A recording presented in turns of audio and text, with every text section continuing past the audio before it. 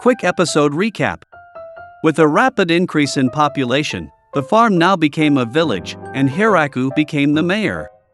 Despite becoming mayor, nothing about Hiraku's daily routine changed. But one day, Hiraku receives a report that a messenger from the Demon Kingdom came to visit. Beazle introduces himself and requests to speak with the one in charge. Hiraku then introduces himself as mayor, and Beazle takes out a gift for their first meeting, much to Lou's glee. He explains that the Demon King wants to discuss the status of the settlement, and Hiraku recalls that the land is technically owned by the king.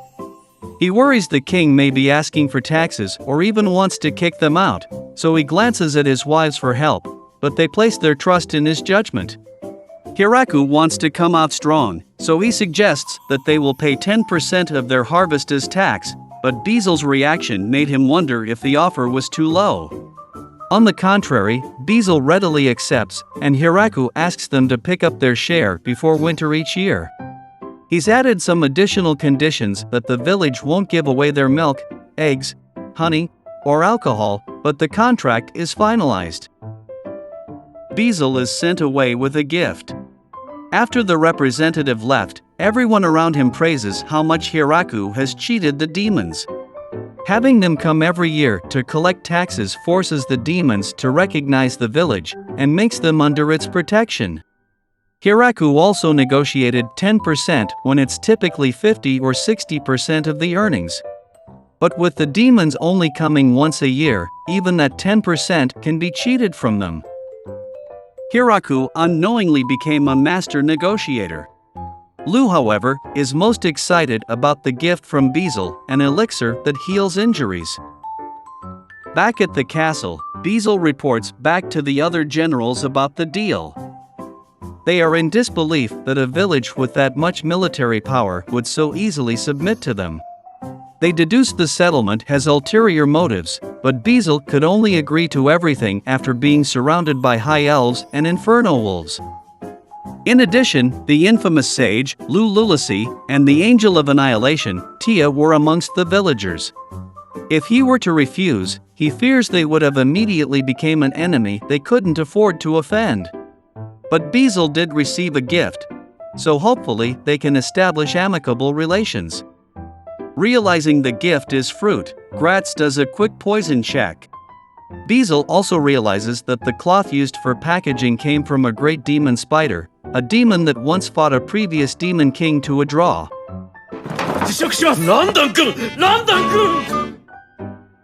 Not long after, the village once again has another visitor, Dryme, the ruler of dragons. They give them a gift for their first meeting as well. As Hiraku questions their purpose, Gucci explains that Dryme's lair is south of the farm, and while they are a distance away, they can still be considered neighbors, so they came to give their formal greetings.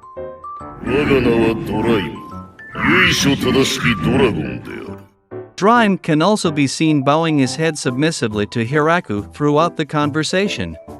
They were invited to come inside, but Dryme's size is a bit too large to fit.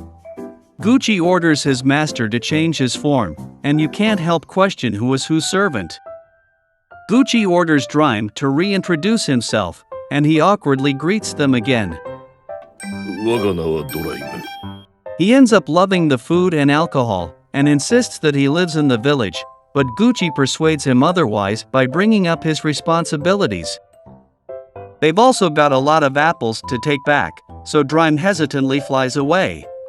As more guests started to appear, Hiraku starts to seriously consider diplomatic relations. He feels uncomfortable inviting strangers into their home and suggests to the elves about building a separate guest house for them to stay in. Initially, he wanted it to only house 4 people, but according to the girls, most would enter the forest in large groups, so building it to house 30 people would be better. In addition, their current system when greeting guests need a change. Zabuton would sound the alarm, and the lizard men would go charge at the visitor with their weapons. Similarly, the angels would search, capture, and drag back their guest into the village. Not exactly a proper welcome from the village. Instead, Hiraku gave Zabuton a way to signal guests via a bell. He also wanted the greeters to consist of just him and his two main wives, but everyone rejected the idea, and he was forced to add some additional firepower. Flora also wanted to join the party, but Hiraku assigned her night guard duty instead.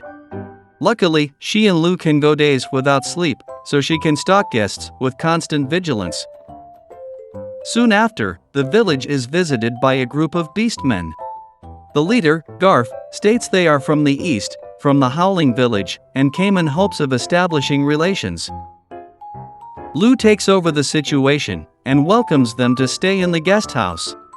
She asks if they have other members in their group, but Garf denies it. Other members are captured, and he apologizes. Lu warns them to behave and then invites them inside.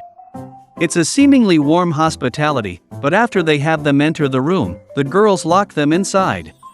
While Hiraku is shocked, Tia calmly explains that every guest has consistently presented a gift, except for this group.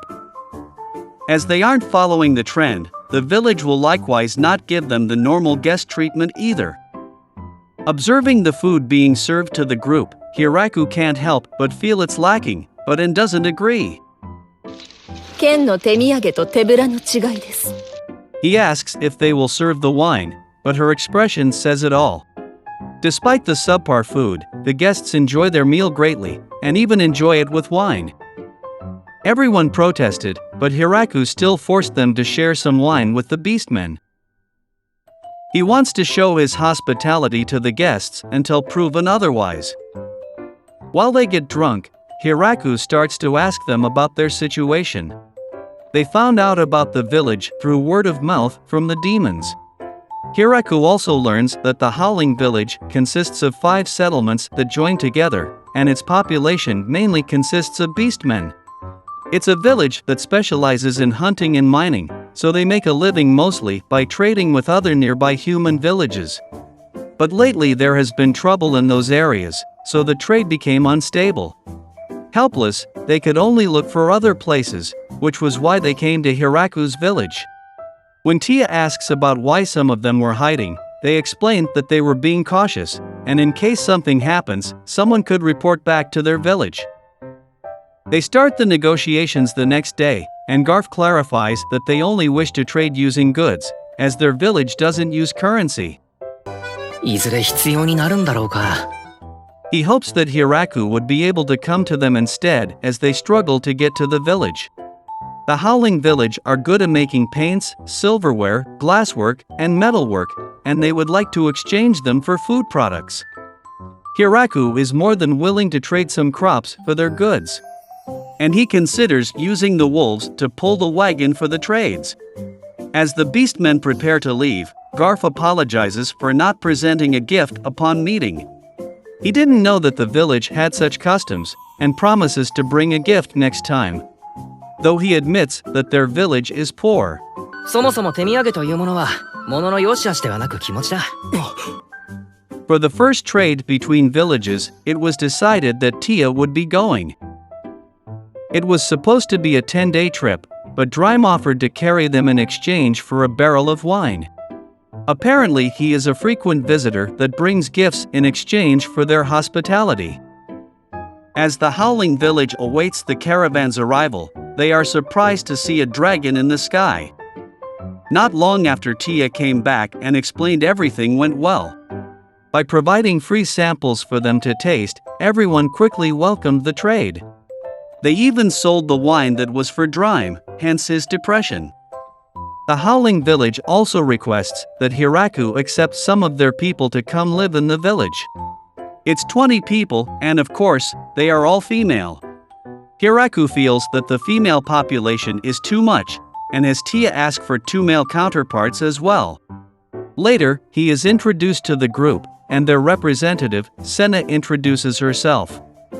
She shares her gratitude for accepting them, and asks Hiraku to use them as he sees fit, but Hiraku tells them to take their time to get used to living in the village. He is more interested in the males that came, and Senna proudly states that they brought not 2, but 3 males. Thirsty female elves await the little boy's growth.